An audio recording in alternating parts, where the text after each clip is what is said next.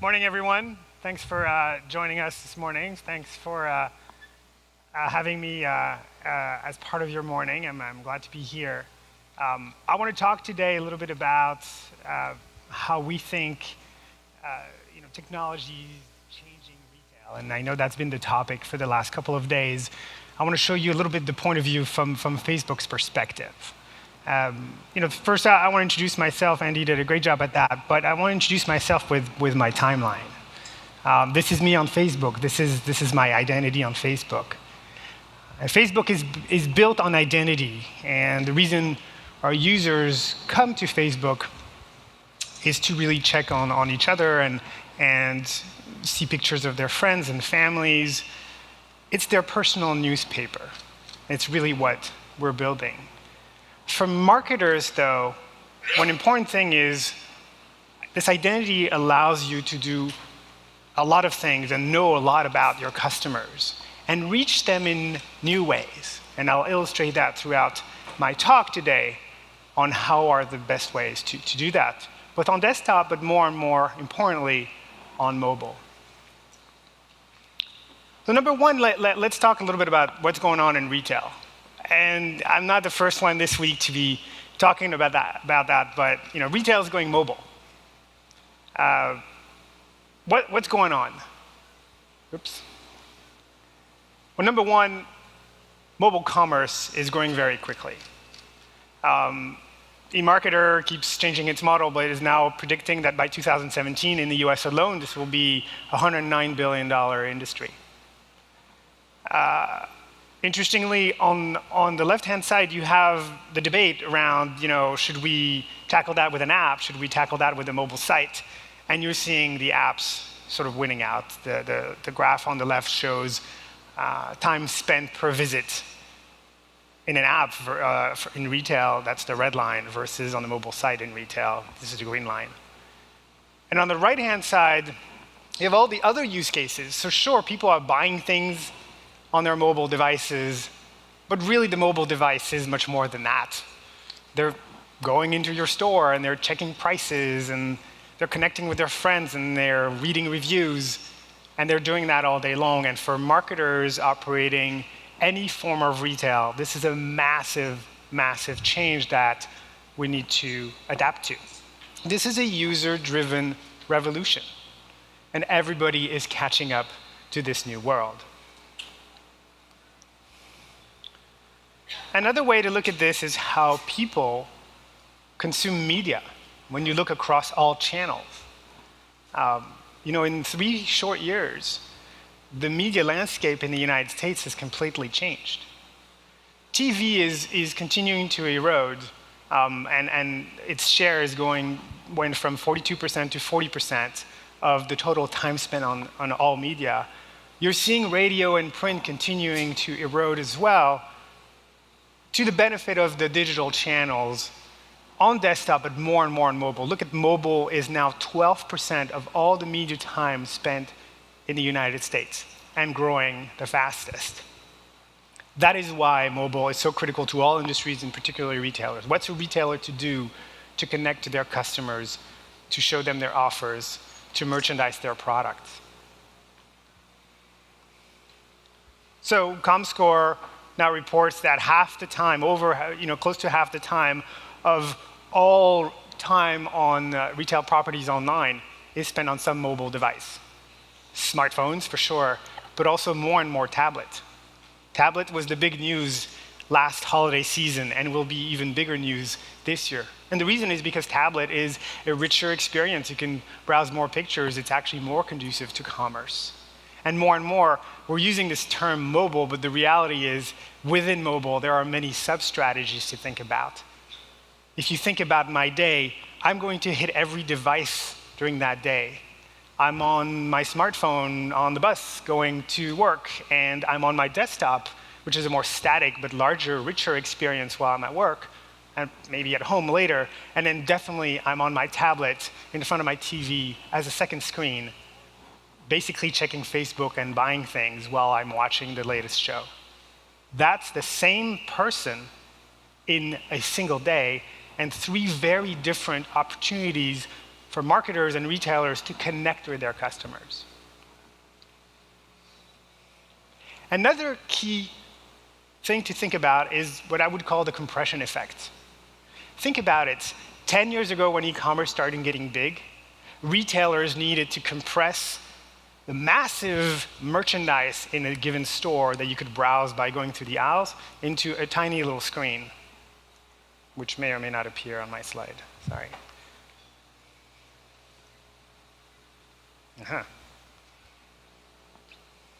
Well, if the picture came up, you would actually see a picture of a website. But think about this, right? So the store has a lot more SKUs that you can browse than the first 2 pages of an e-commerce experience. So that's probably a factor of 100-to-1 compression. The same is happening right now, where on this mobile device, you're basically able to display 4 products to me on a good day. So the same compression effect we experienced from going to store to physical-based retail to e-commerce is happening from e-commerce to mobile commerce. And so what retailers need to think about is you've got to get it even more right than you did in an e-commerce environment. What is still true is that people also don't know what they want to buy, 80% of the time. And we're kind of entering a sort of a post-search world in commerce, where we grew using paid search, essentially, which was a way to do more efficient demand fulfillment. I know what I want, and so search is going to help me minimize the distance between what I want and where I can get it at the best price. And essentially, that's a very effective mechanism, but it's really only 20% of what I buy. If you think about the last time you went to, say, Target, and you came in for 4 things, and you came out, you had 100 things in the cart. The 96 things extra were things that were merchandise to you. You had no idea you wanted them, but you're sure enough you bought them. And that's what retail is. So digital needs to deliver to retailers opportunities to merchandise products and make their customers discover those products in our experiences. And lastly, I think an important thing, again, in a post-search world, is that friends matter in product discovery. People are influenced by their friends all day long. When we poll our users, 50% of them say, yes, I ask my friends about products. There are conversations about products. Because if you're going to buy the latest SLR, digital camera, it's probably more efficient to kind of ask your friends why they chose the latest Canon versus just searching only for it and getting 5 million results. There is a benefit to connecting with your network around products, and that happens every day. And so the opportunity for retailers is to really, again, connect and insert themselves into that conversation. So that's the lay of the land on retail. All these things are happening, and they're happening, frankly, faster than any one of us could have ever predicted. Now, what's Facebook's position on this? Well, we want to think that Facebook is really mobile. We're now a mobile experience. And in that, we want to deliver a platform that can help retailers accelerate their mobile plans. If you look at the time spent on mobile in the United States, this is the entire activity, I think, for the month of May, according to ComScore. Facebook represents about 28% of the time spent on mobile across our apps and our mobile sites. In comparison, all retail, again, all mobile sites, all apps, is about 2% of the time spent. And you can see the other big buckets is all the rest of social, a lot of entertainment, some gaming, a little bit of news, and then a long tail of a lot of things. So 28% of what people are doing on mobile is they're on Facebook. That's the opportunity for commerce players to build Facebook strategies to drive their businesses. Why this matters also is because this 28% applies to our 1 billion users around the world. 785 million of them being on Facebook, on mobile. So we're really a mobile-first experience. We've really actually re-engineered our company to think mobile first. We have a lot of users who only use us on mobile, and we know that in emerging markets, mobile will be the primary device. People won't have PCs. They'll just have a phone. So I want to walk you through an example of how a retailer can really leverage Facebook and the different ways they can do that. This is the median number of unique visitors to a US retail site, according to Comscore last month. So on average, if you will, 800,000 visitors to the desktop experience and about 450,000 visitors to your mobile experience, whether it's an app or a mobile site. The question is, how does that compare to what you can do if you add Facebook to your mix? So let's take an example, a consumer electronics company. Does anyone deal in consumer electronics in the room? I just picked consumer electronics. You could do any subvertical. So on average, a consumer electronics company will have, let's say they have 1 million desktop unique visitors and they have 500,000 mobile unique visitors. And those numbers are growing. And let's say they also have an email list, and that's been growing over time, and they have a 5 million house file that's pretty good quality that they can hit through email. That's basically the asset base that your sort of average electronics US retailer would have. What you can first do with Facebook, with a product we call Custom Audience, is you can match that email list to Facebook and essentially create a proprietary cluster that you can start talking to. And we have a pretty good match rate based on the email list. So out of the 5 million, we're thinking we can extract probably 4 million. Four of those 5 million people are on Facebook. All of a sudden, you want to compare that cluster of people, again, that's proprietary to you, to what's going on your desktop on a monthly basis, and what's going on mobile.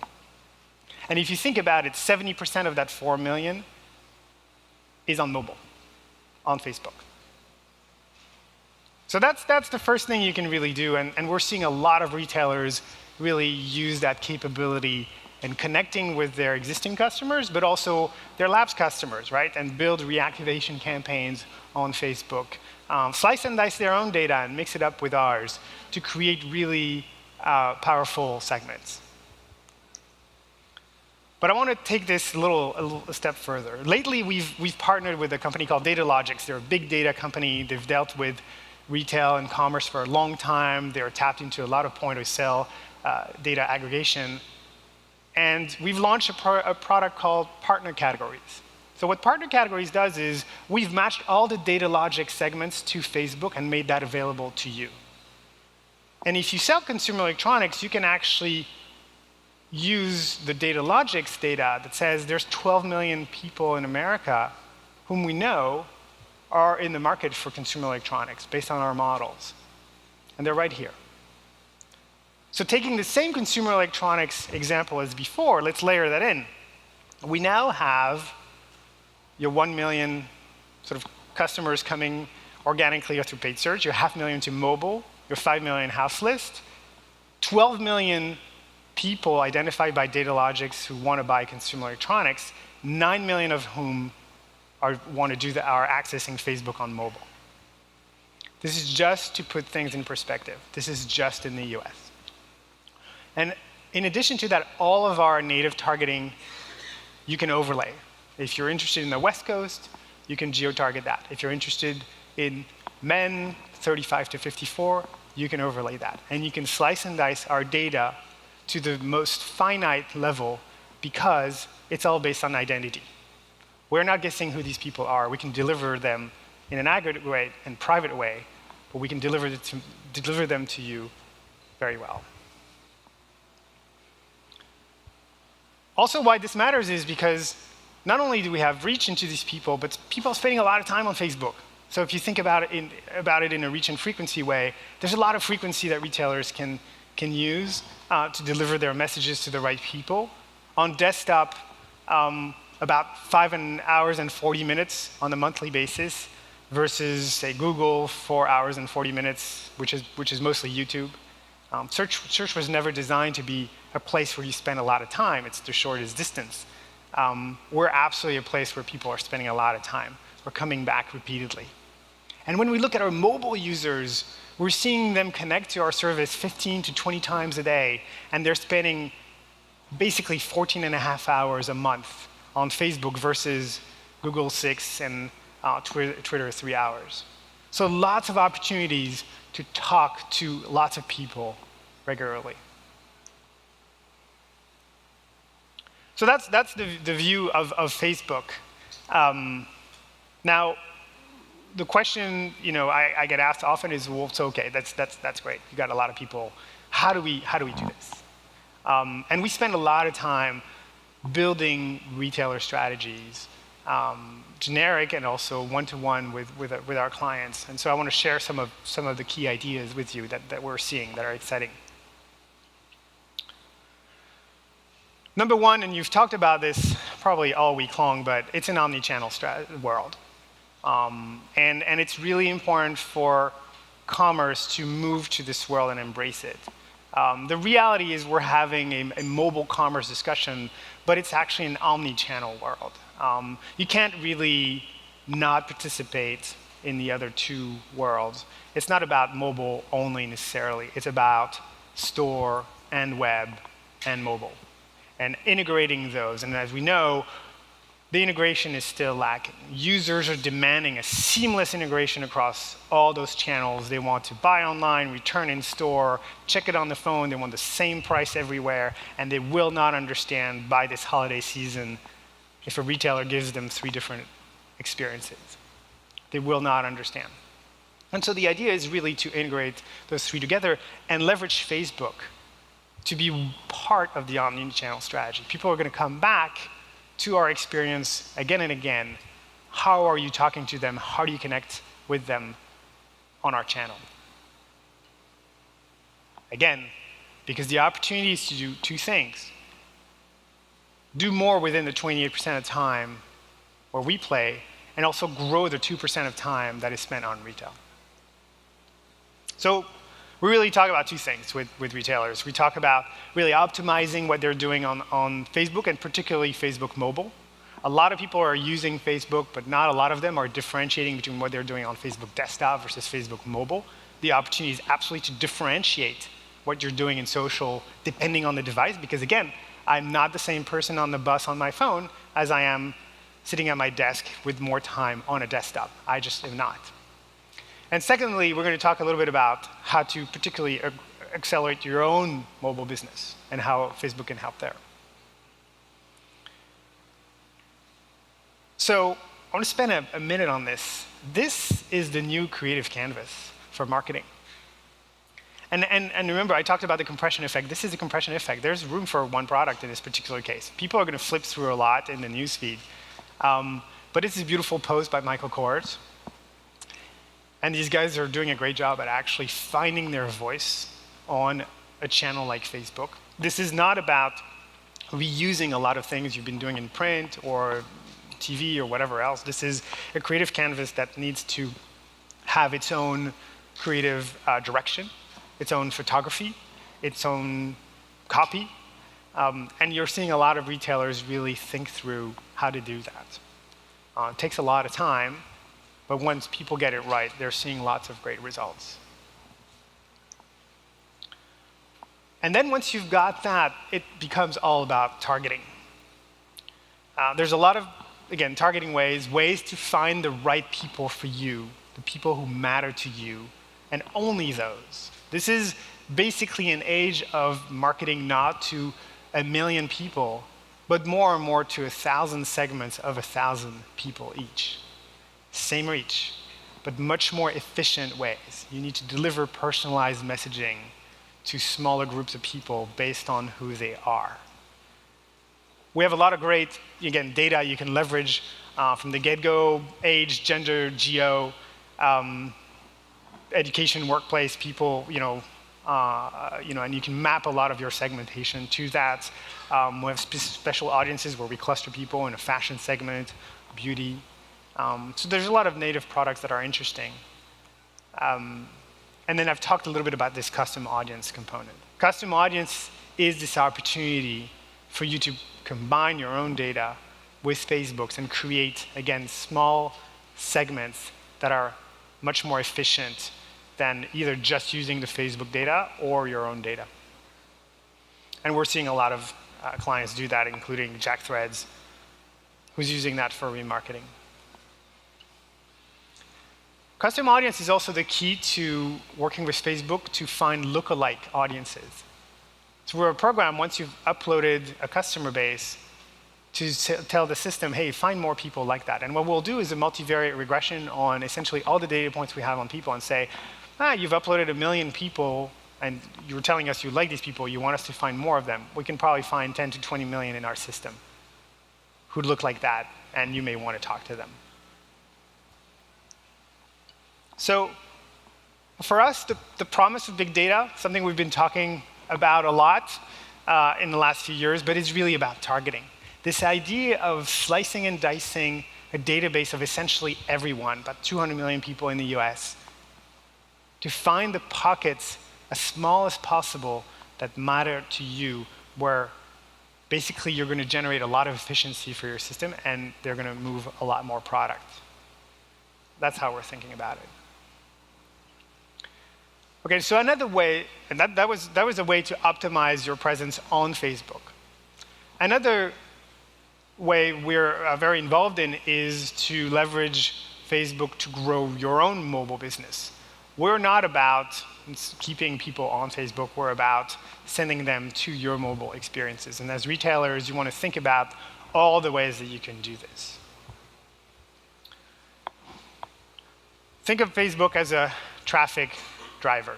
And everything you do on Facebook in that first bucket of optimization needs to have a link to your sites, your apps, your iOS app, your Android app, and I think what we'll see more and more is essentially deep linking into mobile experiences that are designed for conversion. It's starting to happen a little bit, but if you're building your apps on the Facebook SDK, it really helps you then build an experience that is conducive to conversion and helps your customers essentially buy things on the go. So there's lots of interesting innovation going there. We're still at the stage, though, where it's important to get a mobile app downloaded. We've been working pretty hard on a product that helps you get to critical mass on app downloads. If that's something you're interested in doing, you should absolutely consider us. It's a very simple unit that's mobile only, where at the touch of a button, you basically can, in iOS 6, get a download without even leaving Facebook. And what we're observing is they're driving the lowest cost per install in the industry right now. So the reality of the mobile world, the mobile app world, is it's a busy space. As this little video shows, or should show, it doesn't work very well. But basically, there's a lot of apps. How many apps? Latest count, close to 1 million in both stores. And a lot of our retail partners are stuck a little bit in that conundrum of, okay, so we've got the app now, the IT department has launched it, we're ready for the holidays, but it's important to actually make it discovered. And you want to think about Facebook to make it discovered. That's how people are going to actually find it and then install it, and then you have that relationship with them. Just to give you an idea, back in May, we sent about 263 million people to both stores, and that's one of the fastest growing parts of our business. So we're pretty excited about this opportunity to help you accelerate that opportunity. And Fab.com is an up-and-coming, they're not a startup anymore, they're a big company in retail, but they're relatively new, and they've been doing a lot of things on Facebook, trying out a lot of stuff, and particularly mobile. Mobile's about 50% of their business, and they're seeing much more effectiveness of this unit versus anything else they're using. And by the way, lots of literature on this. If you're interested, Ambush is one of the preferred marketing developers, or PMDs, working on this, and they're seeing, again, lots of great, again, quality-cost relationship on this notion of leveraging Facebook to drive apps. So I want to end on closing thoughts and leave a little bit of time for Q&A. If you're doing Facebook, there's a lot of things you can do on Facebook, and I try to summarize some of the key things around mobile. There are more things. This is a little bit of the laundry list, and I think the world divides into people who are sort of getting started and people who are more advanced. So in the getting started phase, I think it's important to think about partnering with a preferred marketing developer. Again, like when things are starting to scale, it's hard to get all this stuff done with your social marketing team of 2. When things become scaling and you have to post, again, 1,000 times to 1,000 different people using more complex pieces, you need help. So think about who do you bring into the system. Setting up the infrastructure of click tags, view tags, conversion tags. Some work, all of those work on desktop, some of it works on mobile. Will help you essentially evolve your attribution model in general. On desktop, setting up Facebook Exchange, which is also a retargeting product we have, is really important for retailers. And then testing. This is a channel where you want to start investing, invest small, and then test and iterate to find the formula. It's not very different from SEM 10 years ago.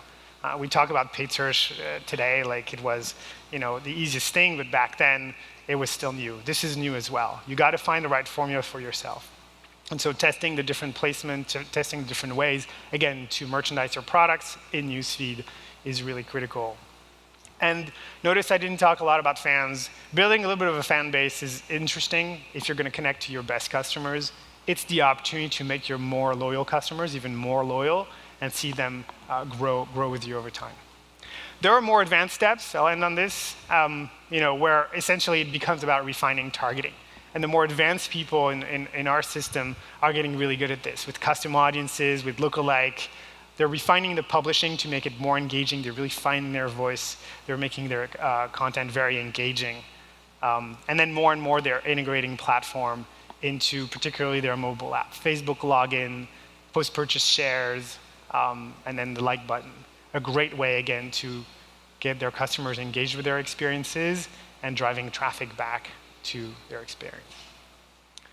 So that's all I have today. I'm happy to take a few questions with the remaining time. I think there's a microphone flying around. And I've got 2 huge lights in my eyes, so I can't particularly see. I just wanted to ask you about your relationship with Nielsen. So the background of how you gather the demographic information, the targeting. Could you go into the details a little bit, if possible? So are you talking about the data logic slide I showed, or? Well, you also have a relationship with Nielsen, right? Yeah, and more we have a relationship with basically all the large data vendors out there. We have a great relationship with Nielsen. We love them, they love us. On the Nielsen side, we have a couple of programs with them to really think about the extension of your reach from traditional media like TV, for example. So they run a bunch of panels. So if you're doing TV, one of the big issues you're seeing is that there are some populations that are really hard to reach on TV now because of the fragmentation. And if you're trying to target young males, it's hard to do that with TV anymore. So they're looking at how digital, and particularly Facebook, can extend that reach at a lower cost. And so there's a lot of studies that we're running in conjunction with some of our clients. Does that answer your question? Sure.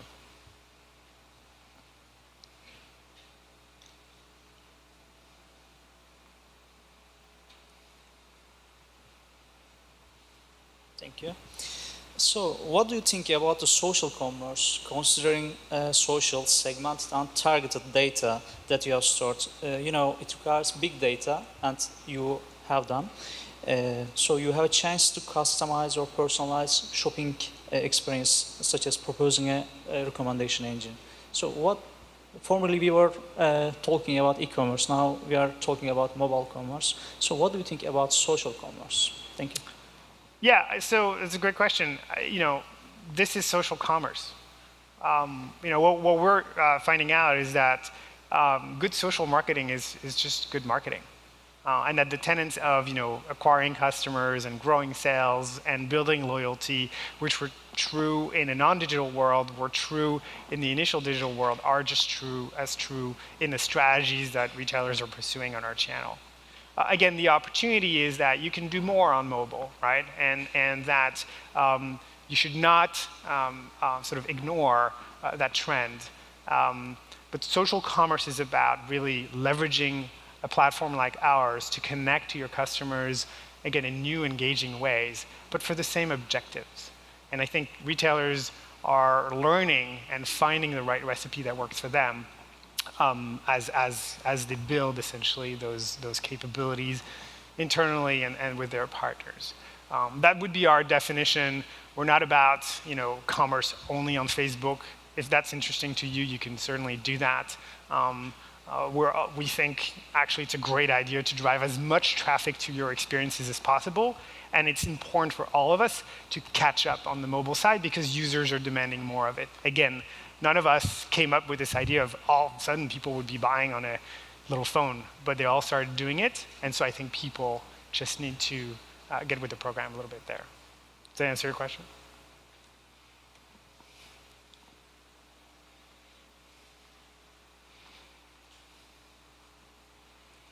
Thank you. I have 3 questions here. Number one, how important is Facebook thinking about, from helping a retailer's point of view, looping the payment part of the business into your offering? Do you think that's strategic in your offer, or do you want to leave that to individual retailer to loop the mobile payment transactions? Mm-hmm. Number 2 is videos. I think video demonstration of video ads on products is also very important. How does that play into your offer for retailers in general? And also lastly, you said that social influence is very important. Now recently, I think Facebook eliminated sponsor story, and how do retailers go about increasing their virality of their ads without sponsor story going forward? Thank you. Great. 3 good questions. Thank you for asking. So we're constantly working on this platform. We're not done, and what I showed you today are examples of what is already built and at scale. Will we continue to iterate on the platform and build new things? Absolutely. So I can't really comment on the roadmap and when these things will hit, but we'll continue with an eye. Retail is an important area for Facebook. It's something we care about. It's something we invest in. And so, if it matters to retailers, it matters to us. But we think we have a good product suite to already engage around products, merchandising product and newsfeed, both on mobile and desktop. That's something that retailers can do already at scale, and we'll continue to build from that. In terms of the role of social and virality, I would say this is about making your content engaging. This is about, the algorithm essentially will look to engaging content. And we really believe that advertising, because ultimately that's what it is, can be really accretive to the experience if it's well targeted. The problem with advertising is not so much that it doesn't work, it's that it generally is not well targeted because there's a lot of stuff I see on TV that just doesn't apply to me. It never will. And so, frankly, as marketers, you're wasting those impressions on me. The opportunity here is to really adapt the marketing of your product to the right people, and again, slicing and dicing. In organizations, we find that the email marketing people have that down the most. They're the ones who understand this the most in your organizations. If you want to really engage deeply with some folks, talk to the email people. They have been doing this with the house files for a long time. But they're limited to this house file, and they've been slicing and dicing it. And I would also say that up until now, it wasn't very economical to go after 500 people in America who love fishing rods. You could sort of technically do it, but it was expensive to come up with. Here, it's essentially free to find them. The real question now is, what are you going to tell them? And so what we're seeing is the processes back at the ranch, if you will, are okay, how do I build 1,000 segments? How do I manage them? That is the new challenge. It's more challenge on the retailer side than it is a challenge on the Facebook side. We can deliver 1,000 segments every day, completely refreshed, geo-targeted. The question is, can marketers essentially slice and dice their data and their creative to reach those right people? Make sense? If we're good, then thank you very much for your time today, and I think we'll pass it back to Andy. Thank you.